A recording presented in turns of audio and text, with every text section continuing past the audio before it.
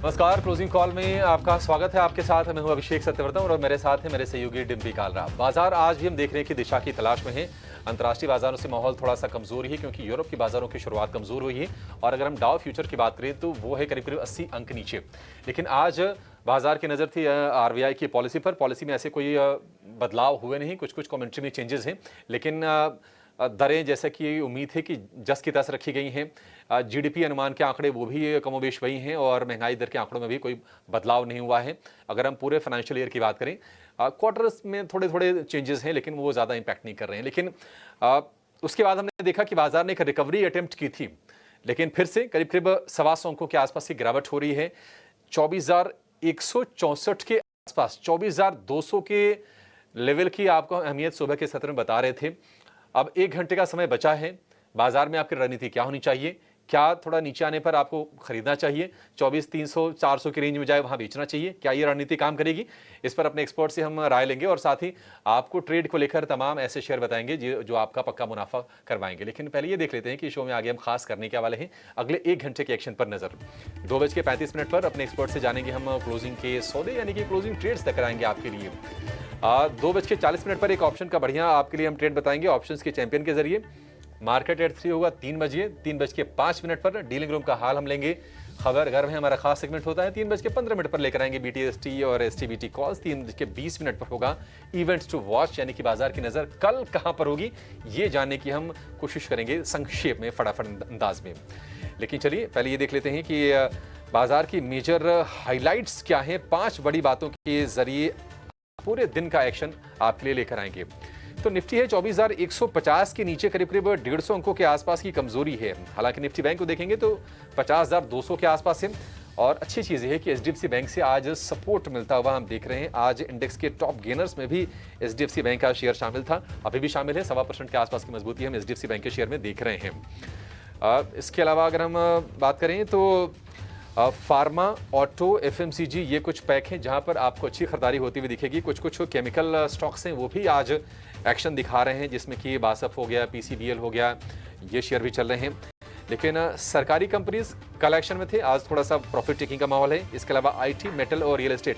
IT, metal ये global linkage है, जब भी थोड़ा मूड खराब होगा ग्लोबल तो ये शायद थोड़ा नीचे आएंगे, अच्छा होगा, थोड़े रिबाउंड दिखाने की कोशिश करेंगे। इसके अलावा रियल एस्टेट शेयर भी कमजोर हो रहे हैं। लेकिन यूरोप के बाजारों में गिरावट है और कैक, डैक्स जो कि जर्मनी का बाजार है, कैक फ्रांस का बाजार है, FTSE जो कि लंदन का बाजार है, सारे के सारे गिरे हुए हैं। और इंडिया विक्स की बात करें तो आज 3% के आसपास की तेजी है। 16.5 का स्तर हम इंडिया विक्स पर देख रहे हैं। डिम्पी हमारे साथ हैं। डिम्पी, समझते हैं कि अगले घंटे का सत्र कैसा बीतेगा और ऑप्शंस की डेटा क्या कह रहे हैं। लेकिन ये कुछ स्टॉक्स की लिस्ट जो आज हम देख रहे हैं कि नतीजों के दम पर दौड़ लगा रहे हैं। सेगमेंट वाइज आपको बता देंगे कि कहां कहां एक्शन दिख रहा है। लेकिन पहले डिम्पी से जानते हैं निफ्टी की चाल। डिम्पी, आज वोलेटाइल सेशन आज है, कैप्चर करने की कोशिश हो रही है जो ग्लोबली जो चीजें हो रही हैं उसके आधार पर हम भी चाल दिखा रहे हैं और इसकी उम्मीद भी थी। आप बताइए अगला 1 घंटा कैसे बीतेगा? देखिए, मार्केट के अंदर आज हमने सुबह भी आपके सामने बात रखी थी कि जो इवेंट है पॉलिसी का, ये इवेंट लेस हो सकता है। उसकी प्रबल दावेदारी है, उसके बहुत बहुत पुख्ता है। एक तो पहला कुछ आना नहीं था, आया भी नहीं। मिस्टर गवर्नर ने ना ही नेगेटिव टोन रखी, ना ही बहुत पॉजिटिव टोन रखी। पॉजिटिव टोन रखते तो बैंक निफ्टी आपको कम से कम 800 पॉइंट ऊपर मिलता आज ही आज में। हाँ, तो लेकिन इतना पॉजिटिव भी नहीं था। उनका स्टांस थोड़ा कॉशियस भी था, लेकिन वो इतने नेगेटिव भी नहीं थे। तो इसलिए मार्केट थोड़ा सधा हुआ रिस्पॉन्स दे रहा है। और एक और चीज़ मैंने आपको सुबह भी नोटिस कराई थी कि निफ्टी और बैंक निफ्टी में अगर आपको डाइवर्जेंस हैं तो आप देखो निफ्टी को, बस ट्रेड लो बैंक निफ्टी में। ये सुबह भी आपको हमने नोटिस कराया था। अभी आप देखो बैंक निफ्टी में बाकायदा 115 पॉइंट की तेज़ी है, जबकि निफ्टी 132 पॉइंट नीचे है। वजह एक बार अगर IT इंडेक्स दिखा दो तो IT का इंडेक्स दिखाना और साथ ही रिलायंस इंडस्ट्रीज़ दिखाना है। रिलायंस इंडस्ट्रीज़ में 26 रुपये की गिरावट है। ये जो 26 रुपये की गिरावट है ये करीब 2900 के मुआयने पर उसको लेके आई है। ये IT इंडेक्स करीब 0.2% टूटा है। 0.2% या 2% तब टूटा था जब IT में पहली बार नेस्डेक का फॉल हुआ था। तो आप इसी से अंदाज़ा लगा लीजिए आज IT का फिर से साथ छूटा, रिलायंस इंडस्ट्रीज़ का साथ छूटा। एक बार जरा HDFC वापस से स्क्रीन पर दिखाना, करीब 1.25% ऊपर है, 1600 के ऊपर टिका हुआ है। ये मैं आपको जो रोज़ 5 शेयर दिखाता हूँ ना, ये ऐसे नहीं दिखाता है। ये पहले मैं भी नहीं देखता था, तो मैंने किसी से सीखा कि अच्छा अगर आपको इंडेक्स को ऐसे पकड़ना है तो इन 5 शेयरों को रूट देख करो और स्टार्टिंग में ही देख लिया करो। और आप दिन में भी देखो तो बहुत सारी चीज़ें हम भी during the course of a time हम भी सीखते रहते, पता करते रहते। तो मैंने 5 शेयरों की वेटेज की इंपॉर्टेंस देखी सिस्टम में कि कैसे पकड़ा जा रहे हैं। अब आप देखो इन्हीं 5 शेयर के बेसिस पर हम खुल्लम खुल्ला बहुत सारे पॉइंट्स आपके सामने डंके की चोट पे बोल देते हैं, है ना। तो आज भी वैसे ही हम आपके सामने इन पांचों शेयरों का मैंने आपको बता दिया। उसमें रिलायंस देखा करो, HDFC बैंक देखा करो, TCS इन्फोसिस देखो, और साथ ही एक HUL या L&T में से कोई भी एक जो आपको ठीक लगता हो। तो 5-6 शेयर्स क्या है, इस सेक्टर के मेजर हैं, मेजोरिटी 50% ऑफ द मार्केट इन्हीं के पास है। तो अगर आप 50% ऑफ मार्केट के 5 बैरोमीटर्स को चेक कर लोगे तो रफ रफ पता लग जाएगा। एक और चीज़ दिखाओ, इंडिया विक्स। आज इंडिया विक्स इवेंट से पहले और इवेंट के बाद भी खड़ा हुआ है ऊपर, ये 2-2.5% ऊपर है इंडिया विक्स, ठीक। तो इंडिया विक्स ऐसे लेवल पे नहीं है कि बहुत खतरा हो, लेकिन ऐसे लेवल पे भी नहीं है कि खतरा टल गया हो। खतरा टलने का लेवल कौन सा है सर, वो है 14 या 15। 15 के नीचे या 14 के नीचे आ जाए तो आप समझ लीजिएगा 1 मिनट के लिए ग्लोबल खतरा टल गया। खतरा और कब बढ़ेगा, जब 18 के वापस ऊपर आ जाएगा, तो खतरा और बढ़ जाएगा मार्केट के अंदर। वो कौन सी खबर आएगी मेरे को और आपको पता भी नहीं होगा, जैसे भी आया ग्लोबल मार्केट से आया। तो बहुत सारी चीज़ें अपने आप में लेवल्स में, और मैं बताता हूँ इंडिया विक्स को आप ज़रूर देखा कीजिए जब भी मार्केट वॉलेटाइल सेशन हो, इवेंट से पहले, इवेंट के बाद विक्स देखना कंपलसरी हो चुका है। और इंडियन मार्केट अब थोड़ा बड़ा हो चुका है, तो इसलिए इसका विक्स की बड़ी इंपॉर्टेंस है। 2 चीज़ें मैं आपके सामने और रख देता हूँ। मार्केट के सपोर्ट एरियाज कौन कौन से हैं। बैंक निफ्टी का जो सपोर्ट एरिया है वो है 50,000, अब 50,000 है, ठीक है। इसके अलावा 49,800 है जो कि नियर अबाउट टू पैनिक लो है। ये 2 लेवल आपके लिए सपोर्ट का काम करेंगे। निफ्टी के लिए सपोर्ट एरिया है 24,000 और 23,800 का। रेजिस्टेंस एरिया कौन सा है, 24,450 का। बैंक निफ्टी के लिए कौन सा है, वो है 50,800 का। बैंक निफ्टी जब 50,800 और निफ्टी जब 24,400 450 के रेंज पे क्लोज कर दे, समझ लीजिएगा ग्लोबल मार्केट्स वाले सारी चिंताएं आपकी ऑलमोस्ट खत्म है। नहीं तो कुछ ना कुछ लगा रहेगा और आप उसी पे ही नोटिस करते रहेंगे। अलग अलग स्टॉक्स, अलग अलग थीम के साथ आपको काम करना है, वही आप देखिएगा। मेरा ऐसा मानना है कि थोड़ा बैंक निफ्टी लास्ट में हो सकता है क्लोजिंग में थोड़ा और तेज़ हो जाए, या तो एक वीक भी हो सकता है, दोनों में से कुछ होगा, बट ज़्यादा कुछ नहीं होने जा रहा। प्रदीप होरचंदानी आज के हमारे मेहमान हमारे साथ जुड़ चुके हैं, राजेश अग्रवाल जी हैं और अक्षय पी भागवत हैं। आप तीनों मेहमानों का बहुत बहुत शुक्रिया, थैंक यू वेरी मच आज कार्यक्रम में जुड़ने के लिए। आपकी इंटेलिजेंस हमारे काम आती है, आपसे हम जो समझते हैं उससे न केवल अपना भला हो रहा है बल्कि दूसरे लोगों का भी भला हो रहा है। और मैं शुक्रिया अदा करना चाहूँगा सभी मेहमानों का, ताकि अपना कीमती समय आप हमको दे देते हैं। राजेश सर, आपसे शुरू करेंगे क्योंकि आज पॉलिसी डे भी था, तो एक आपका first take according to the policy, और पॉलिसी को मार्केट के साथ भी कनेक्ट करके बताना sir. Good afternoon Dimpi ji, panel में जो भी मित्रगण है सबको नमस्कार। आज पॉलिसी की अगर स्पेशली बात की जाए तो मेरे अनुमान से इवेंटलेस थी मार्केट। को ना कोई उम्मीद थी इस बार कि कोई रेट कट वगैरह कुछ बड़े अनाउंसमेंट आएंगे, वैसा ही हुआ। और पॉलिसी अनाउंसमेंट के पहले भी जो बाजार का रुख था, पॉलिसी अनाउंसमेंट के बाद भी बाजार का वही रुख है। कोई भी ऐसे चेंजेस नहीं आए हैं। एक अगर आप चेक क्लियरेंस और इन सब चीजों को देखो, उनको छोड़ दो तो अदरवाइज वही था। बॉडी लैंग्वेज थोड़ी कॉशियस थी, अकोमोडेशन का स्टैंड था। मुझे नहीं लगता कि इससे बाजार को कोई विशेष फर्क पड़ा है। और जिस तरीके से ग्लोबल बातें निकल कर आ रही है कि फेड की मीटिंग सितंबर में है और वहां पे 88-90% लोगों के ये होप्स बने हुए हैं कि रेट कट आएंगे, तो मेरे अनुमान से एक बार जब फेड रेट कट करना चालू करेगा तो उसके बाद हो सकता है कि हमारे गवर्नर साहब भी चीजों का जायजा लें और उचित समझेंगे, तो वहां से रेट कट चालू होगी। आज की पॉलिसी तो मैं यही समझता हूँ कि बिल्कुल भी कोई उसमें निराशाजनक भी नहीं कहा जा सकती, क्योंकि आशा तो थी ही नहीं। तो इस वजह से फ्लैट ही है, इवेंटलेस। बाजार के साथ कनेक्ट करना हो, मैं समझता हूँ कि बैंकिंग खास करके जो एक पूरा एरिया है पिछले कई महीनों से अंडर परफॉर्म कर रहा है। आप लगातार देखो बैंक निफ्टी दबाव में ही रहा है, चलता ही नहीं है। और जहां की निफ्टी ऑलमोस्ट नई हाई 25,000 24,999 तक जाके आ गया, बैंक निफ्टी ने अंडर परफॉर्म किया है। और अब हो सकता है कि कुछ कैचअप गेम हो, और इसमें कई ऐसे स्टॉक हैं जो आप लंबी अवधि के लिए ध्यान दे सकते हैं, क्योंकि इस वक्त बहुत अंडर परफॉर्मेंस है और ऐसे ही स्टॉक हैं जो अंडर परफॉर्म कर रहे हो, फंडामेंटल्स अच्छे हो, जो लंबी अवधि में आपको अच्छा पैसा दे सकते हैं। उसमें एक दिग्गज नाम अगर सामने आता है तो वो ऑब्वियसली एचडीएफसी बैंक का आता है, क्योंकि अगर आप देखो तो मर्जर के बाद एचडीएफसी बैंक मर्जर के बाद एक बहुत बड़ी एंटिटी उभर कर सामने आई। पूरे वर्ल्ड ओवर अगर आप देखेंगे तो कुछ एक दिग्गज बैंकों में से एक नाम एचडीएफसी का भी हो गया। लगातार अच्छे परफॉर्मेंस आ रहे हैं, थोड़ी बहुत एनआईएम्स में प्रेशर आ रही है, वो जाहिर सी बात है कि एक तो इतना बड़ा मर्जर हुआ है, उसकी दिक्कतें हैं, थोड़ा सा उसमें टाइम लगता है सेटल होने में। दूसरी हम सब जानते हैं कि इंटरेस्ट रेट लगातार ऊंचाई की तरफ थे, तो ऐसी थोड़ी दिक्कतें हैं, लेकिन आगे जाते हुए मुझे लगता है कि एफवाई अगले साल तक 80,000 करोड़ के आसपास की ये बॉटम लाइन ये बैंक डिक्लेयर करेगी। इतनी बड़ी बैंक, कॉर्पोरेट गवर्नेंस का कोई मुद्दा नहीं, रिजल्ट्स ठीक-ठाक आ रहे हैं, एसेट क्वालिटी की कोई चिंता नहीं। मुझे लगता है एक बहुत अच्छी अपॉर्चुनिटी दे रहे हैं आपको, अगर आप मध्यम से लंबी अवधि का नजरिया हो।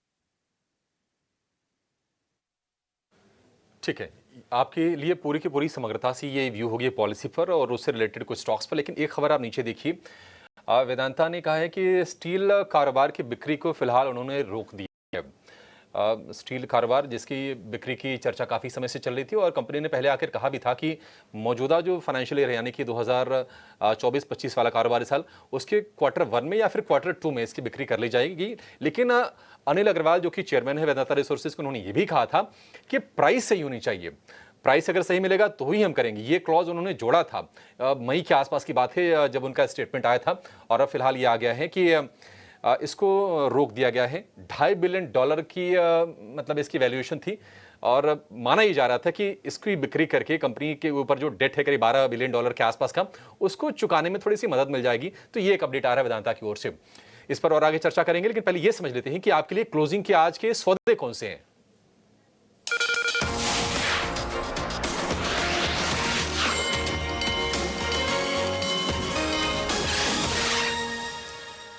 हमारे दो एक्सपर्ट तैयार हैं, अक्षय भागवत और प्रदीप होतचंदानी जी। शुरुआत आपसे करेंगे।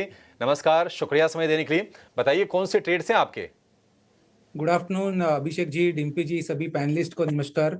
पहला है बाय कॉल आईआरसीटीसी में ट्रेडिंग बाय कॉल है। थोड़ी सी एक उछाल सपोर्ट जोन से बनती हुई दिख रही है। 915 920 का सपोर्ट जोन है।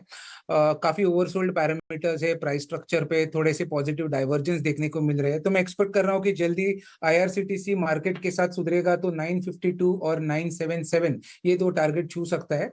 889 का ये ट्रेड में स्टॉप लॉस बनेगा।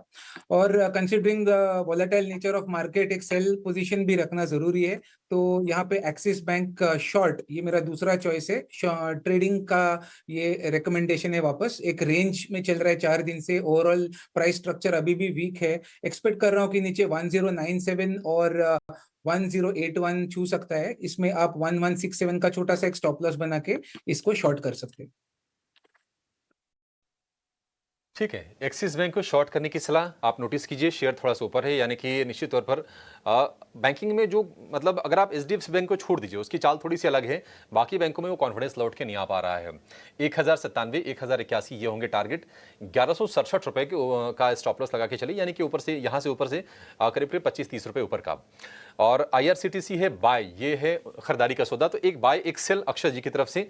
प्रदीप जी नमस्कार, आपका भी क्या एक लॉन्ग एक शॉर्ट है या फिर दोनों बाई वाले कॉल्स हैं? Good afternoon. मेरी तरफ से दोनों ही बाय कॉल्स हैं। और अगर आप एक ये ऑब्जर्वेशन देखें तो ये सेक्टर ऑफ द मंथ अगर बोले तो इंश्योरेंस कंपनीज में हमने को देखने को मिला इस महीने एक अच्छा अपमूव हम देख रहे हैं अगस्त की शुरुआत से। और मेरे हिसाब से आज के सेशन में भी अगर आप देखें तो most of the life insurance companies लिए हाई पे हैं और कंसल्टेशन के बाद ये नए हाईस बन रहे हैं। तो वो जो कॉल है वो मेरे दोनों ही इंश्योरेंस सेक्टर से बाय कॉल्स हैं। MFSL यानी कि मैक्स फाइनेंशियल सर्विसेज पहला कॉल रहेगा। डेली चार्ट्स पे, आर्ली चार्ट्स पे रिसेंट टॉप्स को कनेक्ट करते हैं तो एक डाउनवर्ड स्लिपिंग ट्रेंड लाइन का ब्रेकआउट ये कंफर्म कर रहा है। 1109 के करंट रेट पे इसको ले सकते हैं। 1080 का स्टॉप लॉस रहेगा। 1145 के टारगेट रहेंगे। ICICI prudential life insurance second call रहेगा। एक ब्रीफ करेक्शन आया और वहां से फिर ये रिबाउंड होकर आज के सेशन में नए 52 हाई बना रहा है। और रिस्क रिवॉर्ड रेशियो काफी फेवरेबल है, कंसिडरिंग कि ये एक कंसोलिडेशन के बाद प्राइस ब्रेकआउट कंफर्म कर रहा है। 742 का रेट है, 720 के स्टॉप लॉस से लेंगे, 780 का टारगेट रहेगा। 3 to 4 days का टाइम फ्रेम रहेगा इन दोनों रिकमेंडेशन में, और ये दोनों ही स्टॉक हमने अपने क्लाइंट्स को भी रेकमेंड किए। ठीक है, डन। तो कुछ शेयर्स हमने आपके लिए नोटिस करवा दी जो हमारे एक्सपर्ट्स आपको बता भी रहे हैं, दिखा भी रहे हैं, उसके पीछे की रीजनिंग भी दे रहे हैं। क्वार्टरली नंबर्स चल रहे हैं तो साथ ही साथ आपको ये भी पता होना चाहिए कि जिन कंपनीज के नंबर आ रहे हैं उन पे रिएक्शन कैसे मिल रहा है।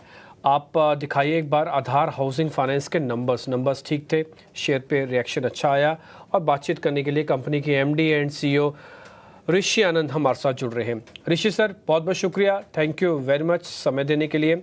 सर, मैं चेक कर रहा था आपकी प्रॉफिटेबिलिटी YOY बेसिस पर 37% बढ़ी है, साथ ही आपका रेवेन्यू भी काफ़ी अच्छा बढ़ा है। सर, मैं ये तो नहीं कहूँगा कि आपकी कंपनी के लिए एक चैलेंजिंग एटमॉस्फेयर है, बट मैं इतना पूछना चाहता हूँ, ये जो अच्छे नंबर्स हैं इसमें आने वाले दिनों में कोई चैलेंज तो नहीं है ना सर? सर, काला साहब आपने ठीक बोला। हमारे नंबर्स अभी Q1 में जो हमारी एक्सपेक्टेशन थी उससे बियॉन्ड टीम ने डिलीवर किया है। AUM हमारा 21% पे ग्रो किया है, आपने प्रॉफिट की बात करी 37% ग्रो किया है। हमारे डिसबर्समेंट्स अच्छे ग्रो किए हैं। हमारे लोन अकाउंट्स करीब करीब 15-16% ग्रो किए लाइव कस्टमर्स। और इंडिकेटिवली जैसे हम शुरू से बोलते आए हैं काला साहब की हम डिसबर्समेंट में करीब 18 से 20% ग्रो करेंगे इस फाइनेंशियल ईयर में, और AUM जो कि हमारा कोर एसेट है उस पे हम करीब 23 से 24% ग्रो करेंगे। और अभी जिस मौके पे हम बैठे हैं इस पे ट्रैजेक्टरी एकदम और ग्रोथ मोमेंटम एकदम ठीक जा रहा है। ऋषि सर, मेरे को ना एक चीज़ आप देख के मेरे को खुशी भी होती है, अच्छा भी लगता है कि आपके जैसी कंपनीज ने देखिए कितने अपने ग्रॉस एनपीएस और नेट एनपीएस को बहुत अच्छे से मैनेज किया हुआ है। टिपिकली सर ये इस तरह के ग्रॉस एनपीएस तो कई बार बैंक्स के भी नहीं होते, और अच्छे खासे बड़े बैंक्स के भी नहीं होते, लेकिन आपने अच्छे से मेंटेन किया, इसकी मेरे को खुशी है। बैलेंस शीट देख के अच्छा लग रहा है। सर, मेरे को ज़रा ये बताइए, वैसे इसकी डायरेक्शन क्या रहने वाली है, गाइडेंस क्या होने वाली है? ये इसी रेंज में रहेंगे या इसमें भी सुधार होने के चांसेस हैं? सर, ऐसा है कि आप अगर Q1 FY25 का देखें, जो हमारा पिछला क्वार्टर जिसकी हम अभी बात कर रहे हैं, हमने अपना ग्रॉस एनपीए क्लोज किया है 1.31% पे, जो 15 बिप्स लोअर है ईयर ऑन ईयर बेसिस पे। जिस तरह से मैं पहले तो आपको ये रीजन बताना चाहूँ कि हमारा ग्रॉस एनपीए, जब क्योंकि आपने बैंक्स की बात करी, आपने और बात करी, हमारा लो क्यों है? क्योंकि हम एकदम lower state of the society को के कंज्यूमर को लोन देते हैं। हमारा एवरेज टिकट साइज 10 लाख है। ये वो कंज्यूमर है काला साहब जो लाइफ टाइम में एक ही बार मकान ले पाता है, तो उसकी जो इमोशनल अटैचमेंट होती है अपने प्रॉपर्टी से बहुत ज्यादा होती है। ये एक बहुत बड़ा रीजन है कि हमारे एनपीएस हिस्टोरिकली मतलब पिछले 15 साल से ये कंपनी ऑपरेशनल है, 15 साल से अच्छे रेंज में रहे हैं। अगर आप इंडिकेटिव आगे की बात करें, गाइडेंस की बात करें, तो इस पे इम्प्रूवमेंट देखने को मिलेगी। एनीवेयर बिटवीन 1.1 to 1.2% की गाइडेंस हमारे एनपीए पे रहेगी। सर, मैं ज़रा एक ज्योग्राफिकल एरिया के हिसाब से भी चेक करा, यूपी, महाराष्ट्र और मध्य प्रदेश इंक्लूडिंग गुजरात भी मैं बोलूँ, ये सब डबल डिजिट में है। राजस्थान भी आपका कोर एरिया है। तो मैं एक समझ रहा हूँ कि आप टिपिकली नॉर्थ टू वेस्ट वाली ज़्यादा स्टेट्स में अच्छा आपका बिजनेस है। सर, सदर्न इंडिया और नॉर्थ में, ईस्ट में नहीं है। एक्सपेंशन करेंगे सर वहाँ पे, या फिर यहीं पे बिजनेस बहुत अच्छा है, इसी की मार्केट को टैप करना होगा?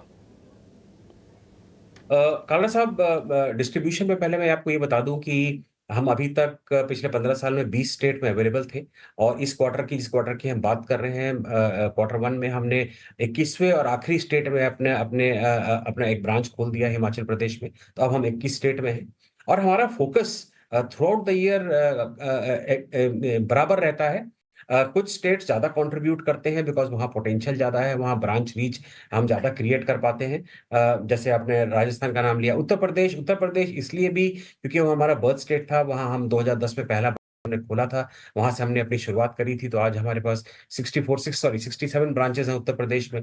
सिमिलरली राजस्थान में हम डीप एनरूट हो चुके हैं। आंध्र प्रदेश तेलंगाना में हमारे बड़ा अच्छा आउटपुट है, दोनों स्टेट्स अगर, क्योंकि आंध्र प्रदेश तेलंगाना को हम एक साथ देखते हैं। तो ऐसा नहीं है कि सदन में हमारा फोकस नहीं, सदन में हमारा बहुत फोकस है। हमारी जो न्यू स्ट्रैटेजी है डीपर इम्पैक्ट की, उसमें हम आंध्र प्रदेश, तेलंगाना, राजस्थान, उत्तर प्रदेश और महाराष्ट्र को फेज 1 में हमने लिया है, तो हमारा बहुत फोकस है। ईस्ट की जहां तक बात रही तो आई थिंक वो कॉम्बिनेशन होता है थोड़ा क्रेडिट कल्चर का भी और हिस्टोरिकल परफॉर्मेंस का भी। ईस्ट में जबकि हमारी प्रेजेंस अच्छी खासी है, हम सारे स्टेट्स में अवेलेबल हैं, तो हम ये नहीं कि वहाँ बिजनेस नहीं बढ़ाना चाहते हैं। आने वाले टाइम में हम अपने आप को वेस्ट बंगाल में और एक्सपैंड करने का हमने सोच रखा है। 8 से 10 ब्रांचेस लाएंगे हम आने वाले 1-2 साल में एडिशनल ईस्ट में। ऋषि सर, हमारी बधाइयाँ भी आपके साथ ही रहेंगी, आप अच्छे से ग्रो कीजिए। बस चलते चलते सर एक क्वेश्चन और पूछना चाहता हूँ। टिपिकली वो बैंकिंग सिस्टम में डिपॉजिट्स को लेकर चल रहा है कि भाई डिपॉजिट्स नहीं आ रहे हैं, अगर डिपॉजिट रेट बढ़ाया गया तो लेंडिंग कॉस्ट भी बढ़ सकती है ना सर?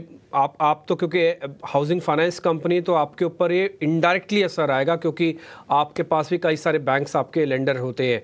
तो सर ज़रा मेरे को ये बताइए, ये प्रॉब्लम कितनी बड़ी है या फिर इसको हैंडल हो जाएगा? कोई ज़्यादा बड़ी बात नहीं है इसके अंदर।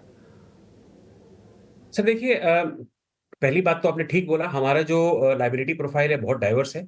हम खाली एक बैंक्स पे रिलाई नहीं करते हैं, हमारा एनसीडी से के तरफ से भी हमारा लाइबिलिटी प्रोफाइल है। हमारा रेगुलेटर हमको एनएचबी काफी फंडिंग देता है, तो हमारा बहुत डाइवर्स है।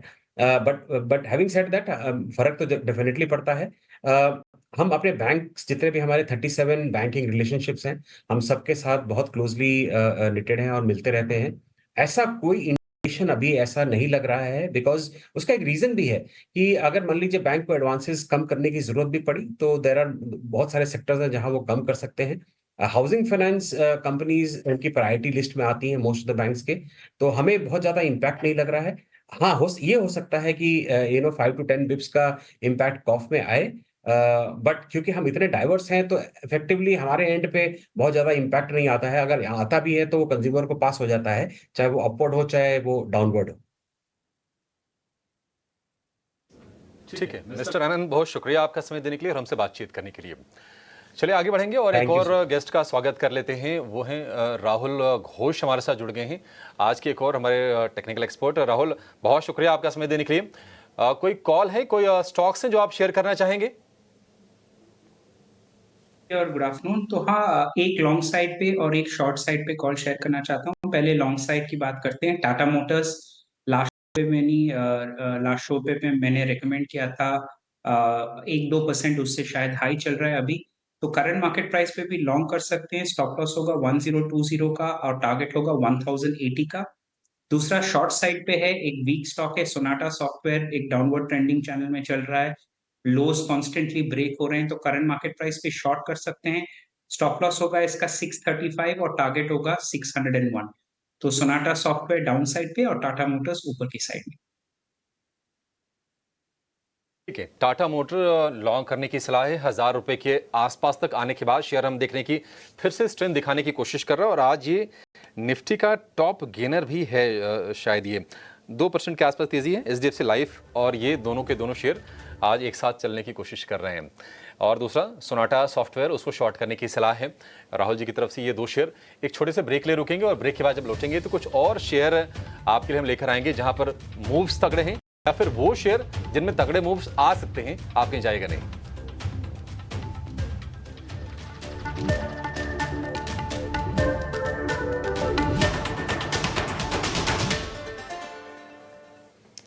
ब्रेक के बाद आपका फिर से स्वागत है। बाजार है वोलेटाइल। निफ्टी की बात करें 150 अंक नीचे है निफ्टी बैंक की। अगर आप चाल देखेंगे तो ऊपरी स्तर से फिर से थोड़ा नीचे आए हैं और अब 50-60 अंकों के आसपास की बढ़त रह गई है। 50,200 के आसपास है निफ्टी बैंक। ऑप्शन का एक ट्रेड आपको बढ़िया से बताते हैं और लेकर आएंगे ऑप्शंस के चैंपियन को।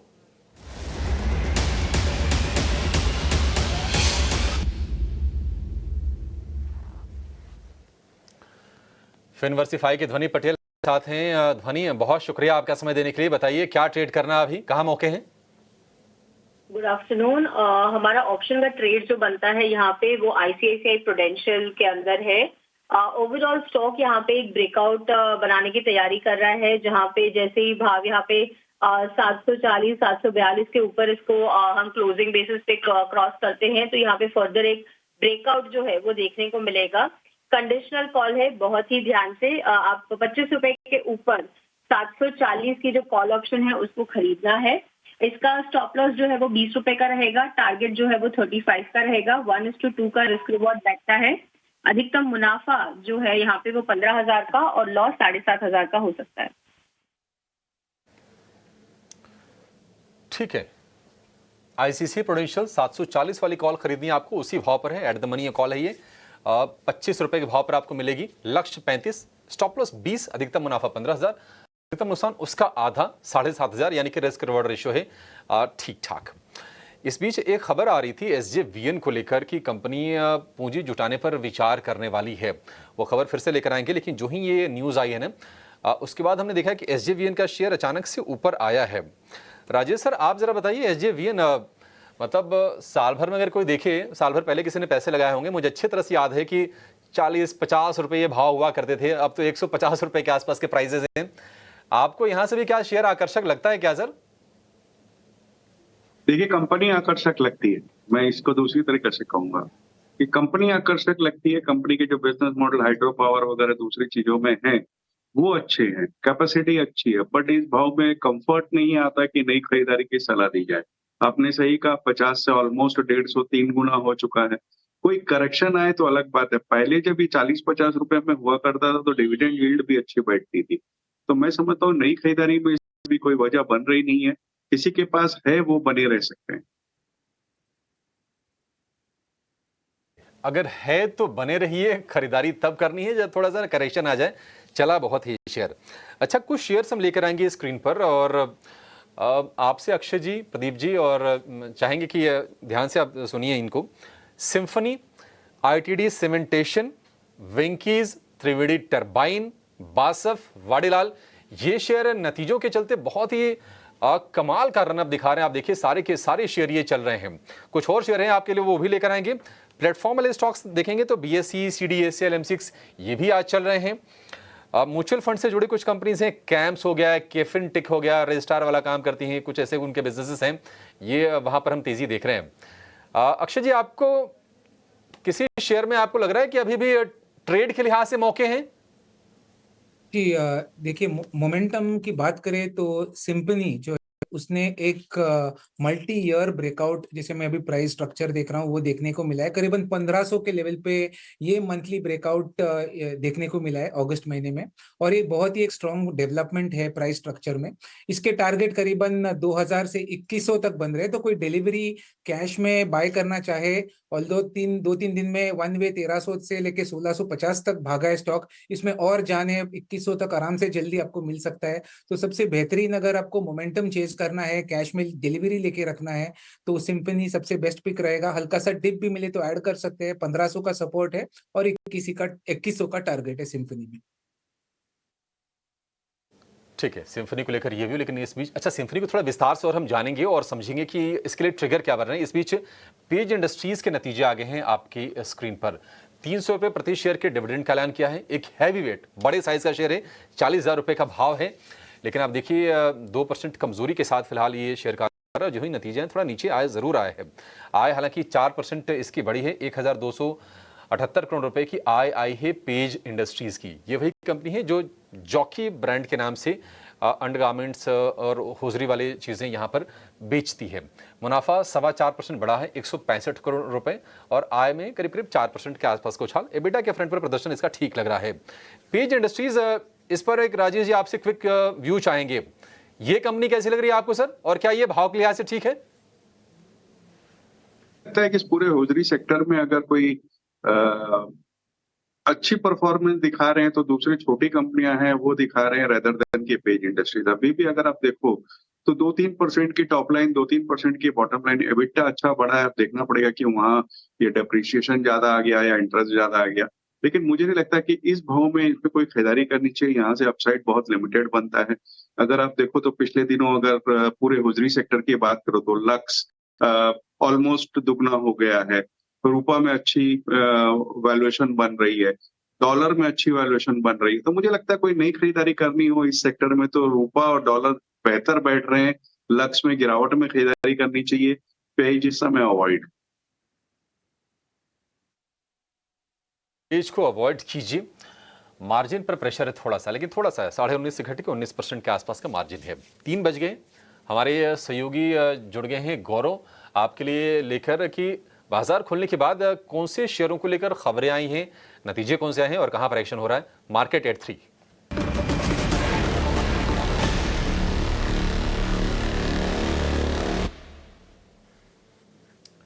गौरव बताइए कहां पर एक्शन हो रहा है। जी हाँ, तो आज सबसे पहले शुरुआत करते हैं सबसे महंगे स्टॉक विच जो है एमआरएफ। अगर हम नंबर्स की बात करें तो वहाँ पे अगर हम बात करें रेवेन्यू की तो वहाँ पे 11% का एक वाई ग्रोथ जो है वो देखने को मिला था। अगर हम प्रॉफिटेबिलिटी की बात करें तो कहीं पे थोड़ा प्रॉफिटेबिलिटी जो था वो म्यूटेड था, कहीं पे 3% का एक डिक्लाइन देखने को मिला था। बट एबिटा मार्जिन की भी बात करें तो कहीं पे 100 बेसिस पॉइंट का एक फॉल देखने को मिला।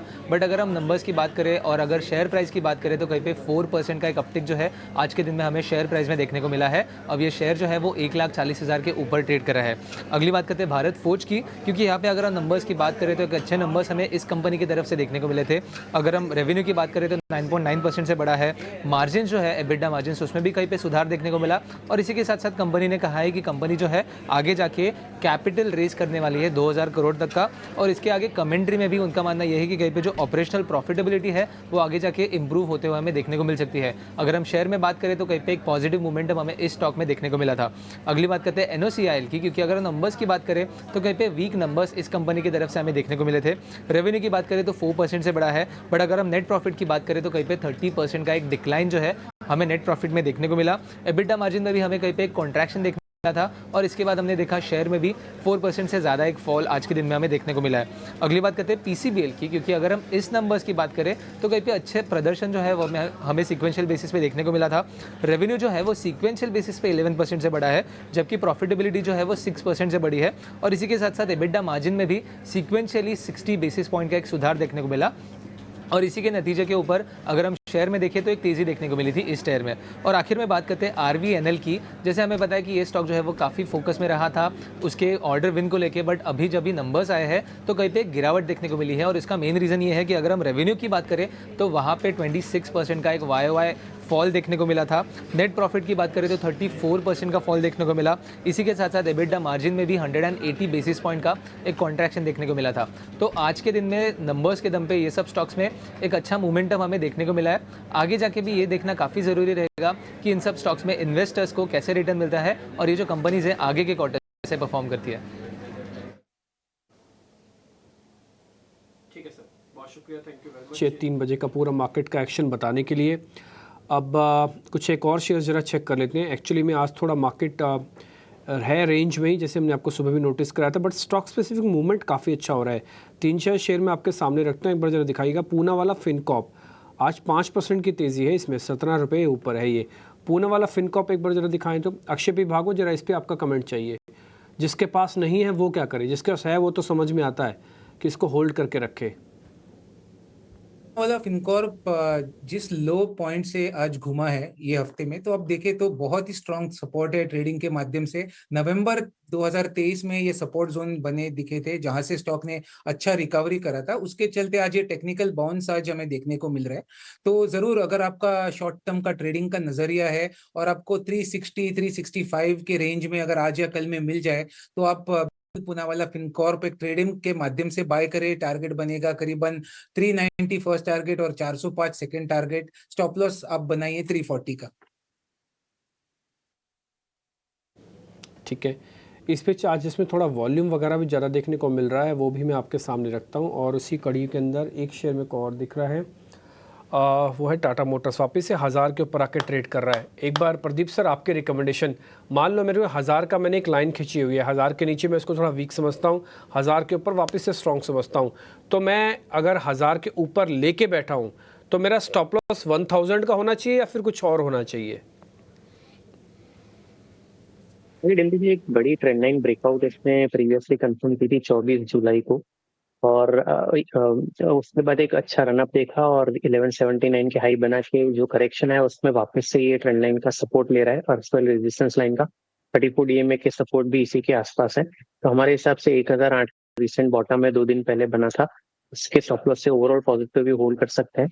आर्ली चार्ट्स पे हालांकि एक इमीडिएट जो रेजिस्टेंस है 1060 का है, वो क्रॉस होता है तो फिर इसमें फ्रेश बैंक की सलाह देंगे 1176 के टारगेट्स की। ठीक है, एक शेयर सदर्न इंडिया की है, कंपनी को राजेश सर अच्छे से कवर करते होंगे, आई होप सो। वो है वी गार्ड। एक बार जरा दिखाएंगे वी गार्ड। वी गार्ड के अंदर आज तो वॉल्यूम भले ही ठीक ठाक है, बट ऑल्दो इसका चार्ट काफ़ी इंटरेस्टिंग और काफ़ी ऊपर भी अच्छे से आया हुआ है। ये एक बार आपकी रिकमेंडेशन चाहिए सर, आप इस कंपनी को ट्रैक करते हैं वी गार्ड को, राजेश सर? जी बिल्कुल, स्टेबलाइजर वगैरह बनाती है ये कंपनी, एफएमईजी में है कहा जाए तो। एफएमईजी मतलब फास्ट मूविंग इलेक्ट्रिकल गुड्स। पहले सिर्फ स्टेबलाइजर बनाती थी, अब दूसरे उत्पाद भी बना रही है। वैल्यूएशन के लिहाज से ठीक है। नंबर्स पिछले 2-3 क्वार्टर्स में थोड़े दबाव में थे रॉ मटेरियल प्राइसेस वगैरह के कारण से, लेकिन मुझे लगता है कि जिस तरह की प्रोडक्ट प्रोफाइल है इनकी, अगर कोई मध्यम अवधि निवेशक हो तो बिल्कुल यहाँ निवेश कर सकते हैं। खबर हम आपको दिखाते हैं, आपके सामने रेलवे से जुड़ी हुई कुछ इंपॉर्टेंट खबरें आ सकती हैं। देखो, है तो दुर्भाग्यपूर्ण कि रेलवेज़ की बहुत सारी घटनाएं ऐसी आती हैं, रोज़ हम गाए बगाए टीवी पे देखते ही हैं, अलग अलग सोर्सेज से भी हमको पता लगता है। या तो ट्रेन पटरी से उतर रही है, आमने सामने आ रही है। बीच में तो एक बड़ा गंभीर मामला हो गया था कि एक ही लाइन पे 3-3 गाड़ियाँ आ गई थी, है ना। तो उसी सब चीज़ों को रोकने के लिए सरकार की एक पहल पहले से ही चल रही है, वो रेलवे कवच के नाम से है ना। तो रेलवे कवच, जिसको एंटी कोलिजन सिस्टम के बारे में है, तो उसको लेकर ना सरकार अब एक टेंडर निकाल सकती है, ऐसी कुछ जानकारी है हमारे रिपोर्टर के हाथ में लगी है, समीर के हाथ में। पहले समीर से एक बार उस खबर के बारे में पता कर लेते हैं, फिर उसी टेंडर से एक बेनिफिशियरी कंपनी में आपको बताऊंगा। पहले समीर से खबर जानते हैं, फिर राजेश सर भी अपना टेक देंगे। समीर सर, पहले खबर बताओ आप। सरकार का रेलवे सुरक्षा पर जबरदस्त फोकस है। हाल ही में 17 जुलाई को आरडीएसओ जो कि रिसर्च विंग है, उसने कवच के चौथे वर्जन को अप्रूवल दी है। देश के तमाम जो क्लाइमेटिक कंडीशंस है, टेरेन कंडीशंस है, चाहे वो पहाड़ों में हो, डेजर्ट में हो या बारिश के मौसम में, ये कवच को टेस्ट किया गया है और अप्रूव किया गया है। और अब रेल मंत्रालय कवच 4.0 को बहुत आक्रामक तरीके से बड़े पैमाने पर इसका रोल आउट करने जा रही है। और उसी दिशा में 10,000 लोकोमोटिव में कवच 4.0 लगाने के लिए टेंडर भी जारी करने जा रही है। रेलवे मंत्रालय कवच 4.0 जिसको 10,000 लोकोमोटिव में लगाना है, इसका टेंडर संभवतः सितंबर में जारी करेगी। कोशिश यही है कि अक्टूबर तक इसको फाइनल किया जाए और ये जो टेंडर साइज है वो तकरीबन 7,000 करोड़ रुपए का रह सकता है। रेलवे की कोशिश है कि इन 10,000 लोकोमोटिव में कवच 4.0 2 से 3 साल के भीतर इसको इंस्टॉल कर लिया जाए। आपको बता दें कि जो कॉस्ट ऑफ इंस्टॉलेशन है कवच की, वो एक लोकोमोटिव में तकरीबन 70 लाख रुपए के करीब की है। और ऐसे में एक बड़ा टेंडर यहां पर रेलवे जारी है। जाहिर तौर पे इस दिशा में जो बड़े प्लेयर्स हैं उन्होंने अपनी दिलचस्पी जताई है। इसमें जो प्रमुख नाम है वो भारत हैवी इलेक्ट्रिकल्स लिमिटेड, भेल है, केन्स है, सीमेंस है। इसके साथ 2 और नाम है जो इस रेस में शामिल हैं। फिलहाल सिर्फ 3 कंपनियां हैं जो कि एम्पैनल्ड हैं, जो कवच को रोल आउट कर रही हैं, लेकिन कई और नाम इसमें शामिल होने जा रही हैं। सिर्फ लोकोमोटिव ही नहीं, इसी साल के अंत में यानी कि दिसंबर 2024 या फिर जनवरी 2025 में भी रेलवे एक और टेंडर जारी करेगी और वो लोकोमोटिव से अलग रेल नेटवर्क यानी कि ट्रैक्स पर और स्टेशंस पर कवच लगाने के लिए एक और टेंडर जारी करेगी। और रेलवे की कोशिश है कि अगले 3 सालों में तकरीबन 36,000 किलोमीटर का जो रेल ट्रैक नेटवर्क है उसको कवच 4.0 में वो ला पाए। तो एक बड़ी एक्सरसाइज रेलवे सुरक्षा के लिहाज से, जिसमें सरकार अब कवच 4.0 को न सिर्फ लोकोमोटिव बल्कि रेल ट्रैक और स्टेशन पर लगाने की तैयारी कर रही है, बड़े टेंडर जारी करेगी। और इस क्षेत्र में जो बड़े नाम है उनके लिए एक बड़ा मौका बन सकता है कि वो रेलवे के साथ है और रेल सुरक्षा को मजबूत करने में काम कर सकते हैं। ठीक है समीर, बहुत शुक्रिया, थैंक यू वेरी मच। देर आए दुरुस्त है, बट आए ज़रूर और इस पर बड़े टेंडर ज़रूर लेके आए। ये घटनाएं बार बार दिखना अच्छी बात नहीं है। ये केवल आपकी सुरक्षा, हमारी सुरक्षा की बात नहीं है, बल्कि भारत की अपनी इमेज की भी बात है। हमारे पास रेलवेज़ का one of the biggest network में से एक है पूरे वर्ल्ड का, और अगर इस तरह की घटना होंगी तो अच्छा नहीं होगा। हालांकि जब समीर आपको कंपनीज़ के नाम बता रहे थे तो उन्होंने 2 कंपनीज़ के बारे में बताया नहीं, बताया तो था मतलब कि ये उनके नाम नहीं बताए। मैंने सर्च किया तो मैंने आपको पहले भी बताया था 450-500 के रेट पे, आपको ध्यान होगा, कर्नेक्स माइक्रो सिस्टम्स के बारे में। राजेश सर, आपने इस कंपनी के बारे में ज़रूर पढ़ा होगा। ये जितना भी प्रोटेक्शन है ना रेलवे का, वो सब करती है। ये मैंने चार्ट भी आपको दिखाए हैं। ये 500 रुपये के आसपास का था बजट से पहले, आज इसकी कीमत है 737। बजट में तो कुछ नहीं बोला गया, लेकिन समीर बजट आने के 15-20 दिन बाद बोल रहे हैं कि हाँ जी टेंडर निकाले जा रहे हैं। इस मतलब ये खबर तो पुख्ता है कि सरकार कवच को लेकर काफ़ी मतलब तैयार है, कटिबद्ध है, उसको लेकर काम करेगी। लेकिन इसमें पैनल में इनका नाम है कि नहीं है मेरे को पता नहीं है। रेलवे इनका क्लाइंट है ये मेरे को पता लग गया। कॉर्नेक्स सर एक बार ज़रा आपका व्यू पॉइंट चाहिए। ऑलमोस्ट हाई पे चल रहा है, साल के हाई पे। मैंने चार्ट भी दिखाया, वीकली चार्ट है, हर एक हफ्ते के कैंडल है। मैं इसको अगर डेली कर दूंगा तो ये बहुत बड़े मूवमेंट के साथ ऑलरेडी ऊपर आ चुका है। सर आपका टेक। डिम्पी जी, जिस तरीके की घटनाएं पिछले कुछ दिनों में हुई हैं, खास करके रेलवे में जो भी एक्सीडेंट्स हो गए हैं बड़े दुर्भाग्यपूर्ण है। कुछ लोगों की भारी क्षति भी हुई है। इनफैक्ट मैं बता दूं, अभी फिलहाल बॉम्बे मेल जो चकरदरपुर के आसपास हुआ था, उसमें मेरे एक परिचित भी थे, लेकिन भाग्यवश वो बच गए। अब आते हैं कवच पे। बहुत जरूरी है, जैसा आपने कहा, कि न केवल सुरक्षा के लिए बल्कि हमारी इमेज के लिए जो भी वर्ल्ड ओवर दिखाई जाती है कि कितने एक्सीडेंट्स हो रहे हैं, तो इसमें कंपनियां बहुत एग्रेसिवली काम करती है। एक तो कर्नेक्स है, दूसरे एचपीएल पावर है, और दोनों में ही हमारी खरीदारी की सलाह है। बावजूद इसके कि इतने बढ़ गए। आपने ये भी सही कहा कि इस बार के बजट में कोई विशेष इनका उल्लेख नहीं हुआ था, लेकिन अगर आप पिछले बजट में भी देखो तो करीब करीब 550 करोड़ का आवंटन कवच के लिए हुआ था। और जिस तरीके की घटनाएं हुई, मुझे लगता है कि सरकार कुछ एग्रेसिव कदम लेगी, जैसे कि भी अभी आपके सहयोगी भी बता रहे थे कि नए ऑर्डर्स निकलने वाले हैं, तो ऐसा कुछ होता है, एक अलग फ्लेवर हो जाएगा। लेकिन वैसे भी अगर कहा जाए तो इनके जो परफॉर्मेंस है वगैरह देखते हुए मुझे एचपीएल और कर्नेक्स ये दो ऐसे काउंटर हैं जो अच्छे लग रहे हैं। ठीक है, एचबीएल और कर्नेक्स ये दो कंपनीज का नाम राजेश जी ने भी लिया। और कर्नेक्स ने क्या मतलब कमाल का रनअप दिखाया है।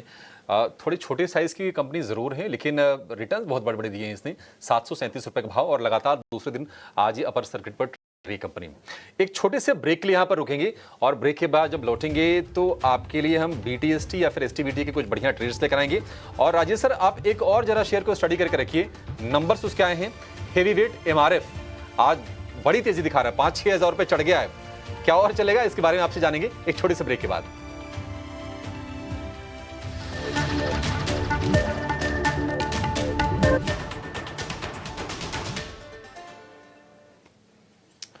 क्लोजिंग कॉल में आपका फिर से स्वागत है। बाजार बंद होने में 10 मिनट के आसपास का समय रह गया, और हम निफ्टी को देख रहे हैं कि दिन के निचले स्तर पर आकर कारोबार कर रहा है। 200 अंकों के आसपास की गिरावट है, और निफ्टी में और निफ्टी बैंक में आज भी डाइवर्जेंस साफ है। आज निफ्टी बैंक को हम देख रहे हैं कि एचडीएफसी बैंक 1% ऊपर है, ये सपोर्ट कर रहा है। और कुछ और बैंकिंग स्टॉक जैसे कि इंडसइंड बैंक में भी आज हम तेजी देख रहे हैं।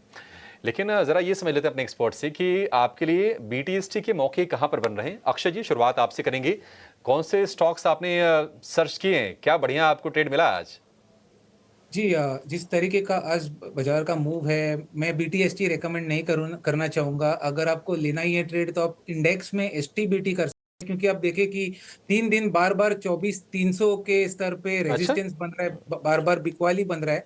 तो इंडेक्स में शॉर्ट करें। 23,900 का टारगेट आपको कल सुबह तक मिल सकता है या कल के दिन मिल सकता है। स्टॉप लॉस के जरिए आप 224,250 का स्टॉप लॉस बना सकते हैं।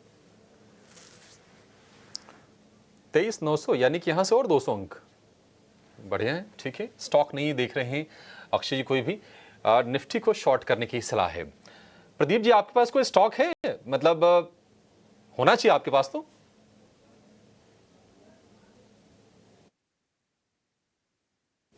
हम बात कर रहे हैं नया हाई बना रहा है। और जी, मेरी आवाज आ रही? जी सर, स्टॉक कौन सा बोला आपने, सुन नहीं पाया आपको। हाँ जी, ई क्लर्क सर्विसेज है। ई क्लर्क सर्विसेज में बाइंग की एडवाइस रहेगी। अच्छा, जैसे कि हम बात कर रहे हैं, stock high of the day बना रहा है, और इनफैक्ट डेली चार्ट्स पे अच्छे फॉर्मेशन भी बन रहे हैं। तो यहाँ पे मुझे लगता है कि ये मार्केट के अगेंस्ट जाके परफॉर्मेंस दिखा सकता है ऑन द हायर साइड। 2450 के स्टॉप लॉस से इसको बाय करना चाहेंगे 2665 के टारगेट के लिए। ठीक है, 2665 2665 रुपए के लिए ई क्लर्क सर्विसेज को खरीदने की सलाह है। 2% ऊपर दिन के ऊपरी स्तरों पर यह शेयर कारोबार कर रहा है। एक शेयर ब्रेक से पहले हम जिक्र कर रहे थे, राजेश जी आपका ही इंतजार कर रहे थे। बड़ा अच्छा लगता है सर आपसे बातचीत करके, मतलब आप ना बड़े क्रिस्प शब्दों में और बड़े क्लियर कट व्यू आपके रहते हैं। मतलब कोई भी ऐसा नहीं कि कंफ्यूजन की स्थिति छूटती नहीं है। आप बताइए सर कि एमआरएफ आज नंबर से क्या आए, और नंबर में जो मार्जिन के फिगर की बात करें तो जितने भी अनुमान थे उससे बेहतर आए। शेयर देखिए 5,281 ये शेयर का भाव नहीं, ये तो जितना ऊपर है उसका भाव है। 1,40,000 रुपए का शेयर है ये एमआरएफ का। उसके पहले आपसे हमने 40,000 वाला शेयर पूछा था। एमआरएफ बताइए क्या और ये चलेगा सर? क्योंकि हम देख रहे हैं कि रिप्लेसमेंट डिमांड हो रही है, नए लॉन्चेस हो रहे हैं, तमाम चीजें हो रही हैं, लेकिन क्या कुछ के प्राइसेस को लेकर चिंता है क्या?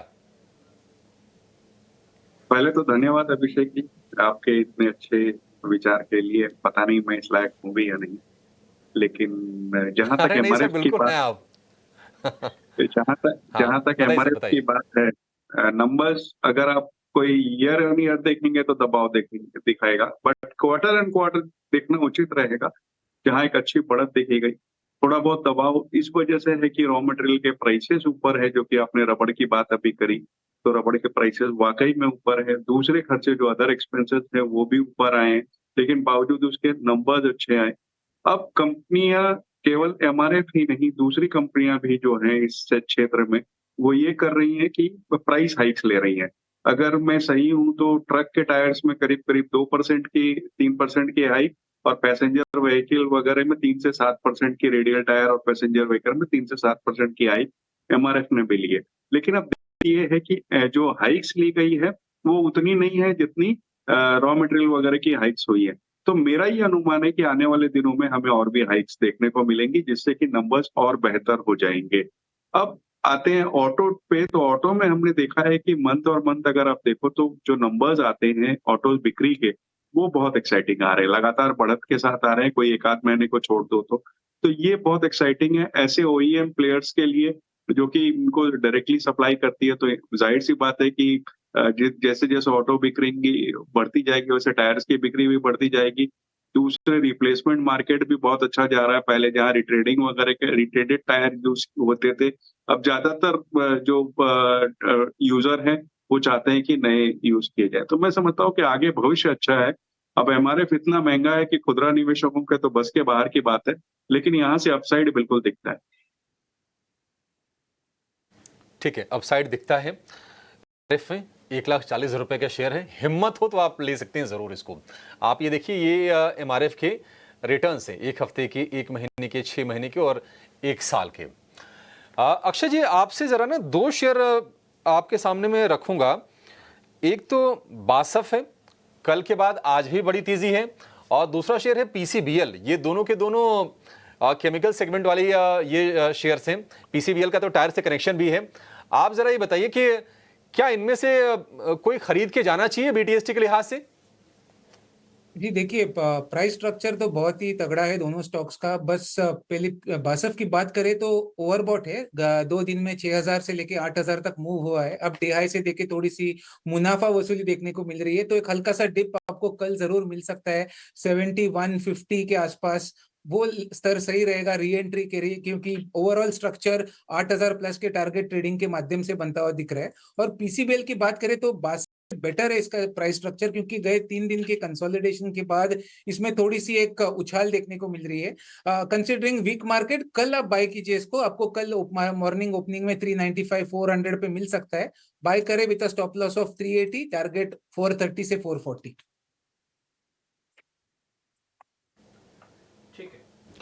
तो आज के लिए मार्केट की क्लोजिंग मिल रही है। देखिए, निफ्टी और बैंक निफ्टी के अंदर एग्जैक्टली वही हुआ जो हमारी डाटा की कैलकुलेशंस थी कि आज कुछ नहीं होगा, इवेंट एक इवेंट लेस हो जाएगा और बाजार आपको ऊपर नीचे करेगा रेंज के अंदर, लेकिन उसके बाद ना रेंज का ब्रेकआउट होगा ना ब्रेकडाउन होगा। ना तो ब्रेकआउट हुआ ना ही ब्रेकडाउन हुआ। आपकी निफ्टी की जो क्लोजिंग मिल रही है वो 24,000 के ऊपर मिल रही है। बैंक निफ्टी की जो क्लोजिंग मिल रही है 50,000 के ऊपर मिल रही है। इतनी ऊपर भी नहीं मिल रही है कि आपका ब्रेकआउट माना जाए और इतनी नीचे भी नहीं मिल रही है कि आपका ब्रेकडाउन माना जाए। तो फिलहाल आप कन्फ्यूजन वाली स्टेट के अंदर थर्ड डे में एंटर कर चुके हो। आज थर्ड डे है जब आपका ना ब्रेकआउट हो रहा है ना ब्रेकडाउन हो रहा है। मार्केट उसी तरह से रेंज के अंदर फंसा हुआ है। रेंज का ब्रेकआउट ब्रेकडाउन तभी होगा जब ग्लोबल मार्केट्स में कम से कम एक अच्छी खासी बढ़त या अच्छी खासी गिरावट वापस आए, तभी कुछ होगा। और अभी डोमेस्टिक कारण मैं बोलूँगा काफ़ी हद तक थोड़ा बैक बर्नर पे चले गए हैं। अब आप अर्निंग्स की तो बात ही नहीं करते, होगी भी नहीं क्योंकि सारे नंबर्स आ भी चुके हैं वैसे, लेकिन और कोई ऐसा ट्रिगर भी नहीं है। मॉनसून अच्छा जा रहा है, इसकी कोई किसी को नहीं है अभी मार्केट के अंदर उसकी पड़ताल। ठीक है, आज आरबीआई गवर्नर ने जो बात बोली है इसका इम्पैक्ट आज 2 घंटे भी नहीं रहा मार्केट के अंदर। तो ये सारी चीज़ें अभी भी ग्लोबल मार्केट के अधीन है और वो जो इंडिया विक्स एक ही दिन में 40% बढ़ा था, अभी तक वो पूरी तरह से डाइजेस्ट नहीं हुआ मार्केट के अंदर। तो आपको बहुत ही सेलेक्टिव रहना होगा, कम वॉल्यूम के साथ ट्रेड करना होगा, एक्सपर्ट्स की एडवाइस लेनी होगी, हार्डकोर प्रोफेशनल ट्रेडर या स्विंग ट्रेडर बन के सिस्टम में रहना होगा। नहीं तो अगर आप इन्वेस्टर में तो शांत अवस्था वाला एक इन्वेस्टर बन के रहिएगा। इस सिस्टम में अभी ज़्यादा तेज़ी या ज़्यादा मंदी वाले स्टॉक्स के बारे में ना समझिए। आज आते हैं कॉन्ट्रीब्यूटर्स पे।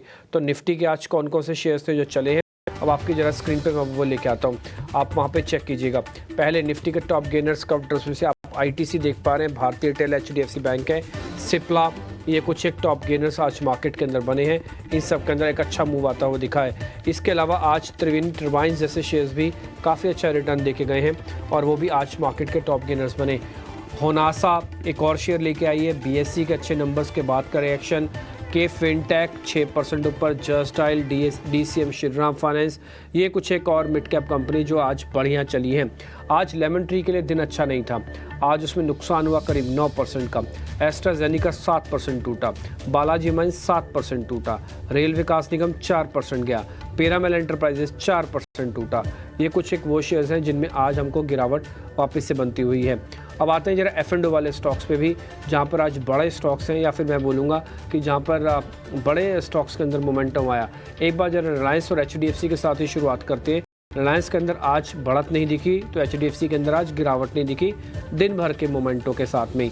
तो कुल मिला के ये कुछ एक और ट्रेड थे जो आज मार्केट के अंदर बनते हुए दिखे हैं।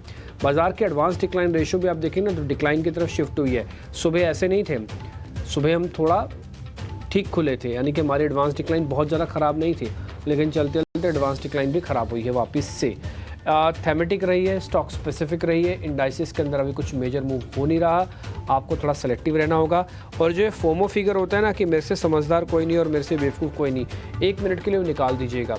बाज़ार आप नहीं खरीदेंगे ना तो आपको लगेगा मेरे से अपॉर्चुनिटी मिस होगी, जबकि ऐसा है ही नहीं। अगर बाज़ार को आपने शॉर्ट कर दिया, आपसे लगा कि मेरे से अपॉर्चुनिटी मिस होगी, ऐसा है ही नहीं। अगर आप ऐसा कर रहे हैं तो पिछले 2-3 दिन से देख लीजिए, मार्केट वहीं का वहीं है, 24 का 24,000, 50 का 50,000। बस ऊपर नीचे ऐसे होता है तो लेफ्ट आउट फीलिंग होती है।